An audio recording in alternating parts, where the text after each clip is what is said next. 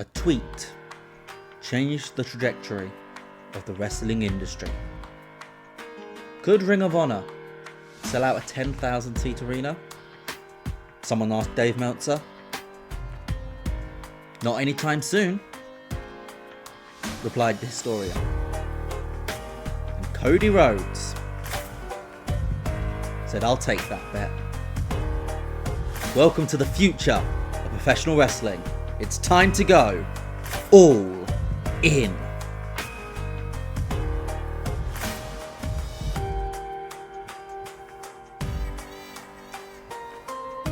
Hey guys, welcome to a new series on this channel where we are starting AEW from the beginning. The last season series corrupted, sorry.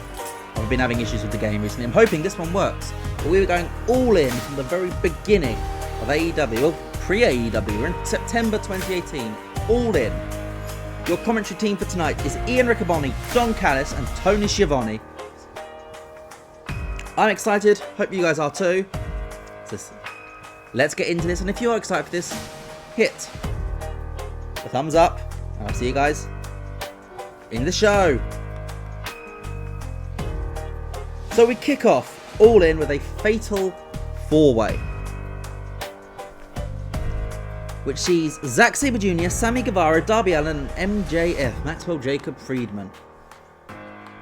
So, essentially, these might be my four pillars that I'm building around. Zack Sabre Jr. gets the win here with, by far being the best wrestler, an 81. Gimmicks-wise, everyone's decent across the board. Then Article 50 taps out Darby Allin to kick off his very big first show.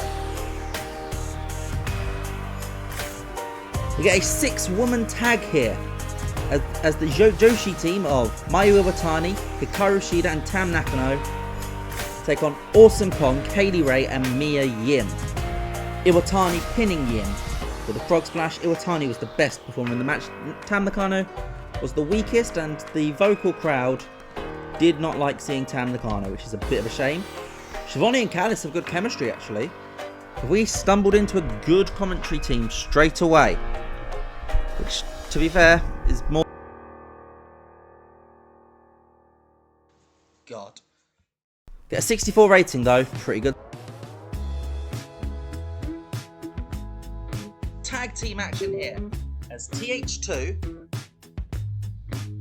of Angelico and Jack Evans defeat Will Ospreay and Marty Scurll. He was already on the roster, and everyone was upset if I tried to release him. Sorry, we've got Marty Scurll and somebody else on the roster for this card, just so I can use up their loan. But TH2 defeats Will Ospreay and Marty Scurll. Angelico taps out Marty Scurll. Ospreay's the best in the match by far. He's going to be sticking around. TH2 are going to be sticking around. Marty Scurll will not. Another person who was not on the actual all-in card, but was a pretty big star on the indies at this time, and honestly, you'd thought would have been. He hadn't been signed to NXT UK yet. Walter is on the all-in card. He defeats Joey Janela in 7 minutes 47 with Lariat.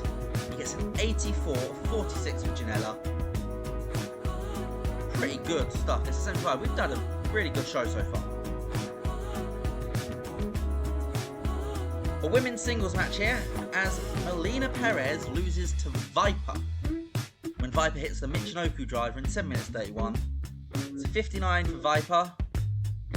Good start for her. Melina Perez is essentially going to be here to help get the next generation of the women's star up into that recognisable, so we don't need to use the old ones anymore. So there's a couple of people in that vein. 61 rating. Kazuchika Okada versus Hechicero bombed. I tried to do a technical match, it was the wrong place for it. But Okada picks up the win with the Rainmaker. Yeah, this was a mistake. I tried something fun, it didn't work.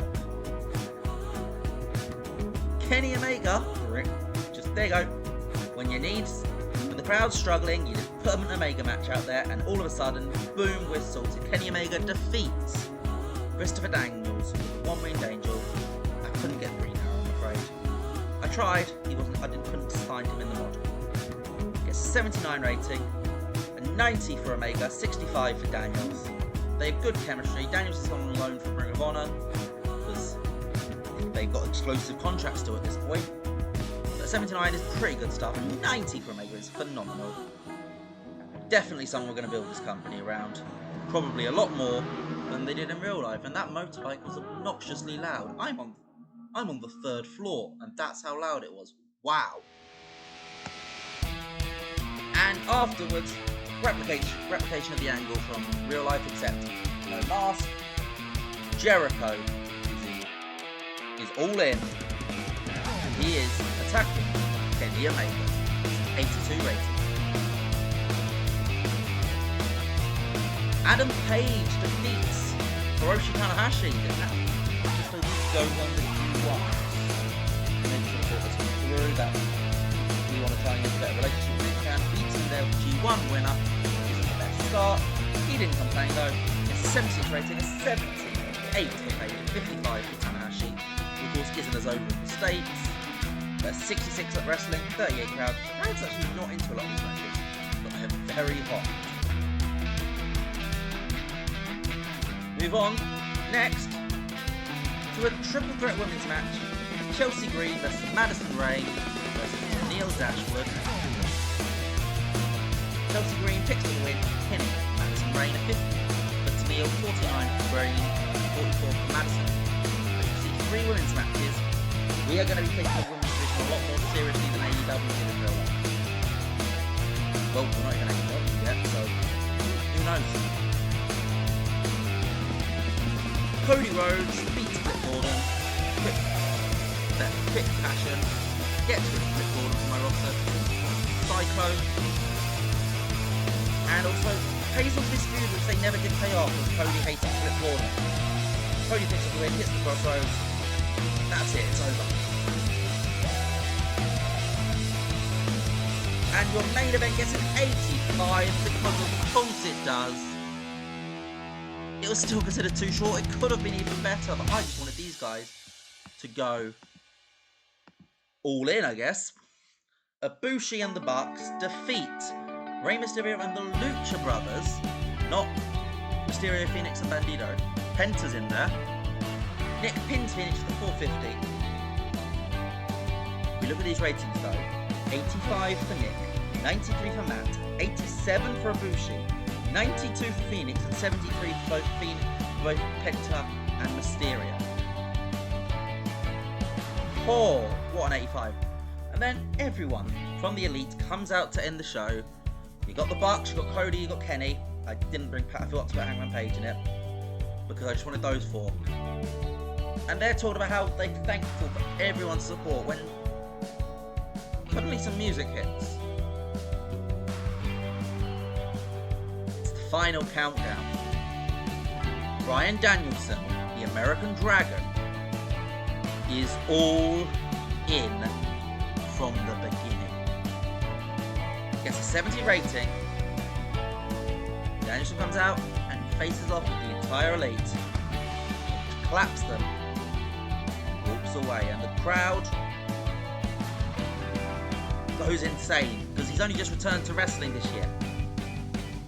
Mania 34 was his return match, a tag team match with Shane McMahon against KO and Sami Zayn.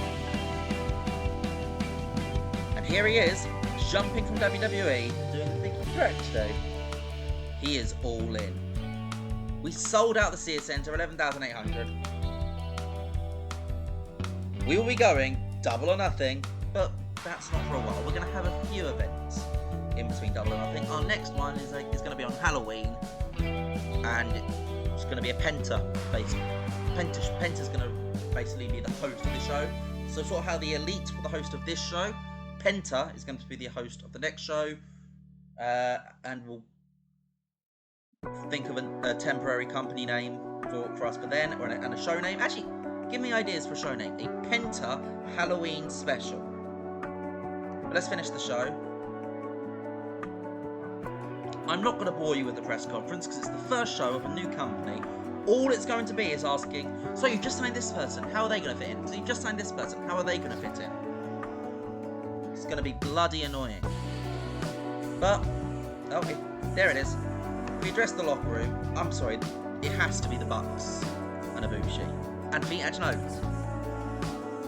Ibushi's not going to be here with us next night because he's on loan. It's got to be the Bucks and Phoenix. They were phenomenal tonight.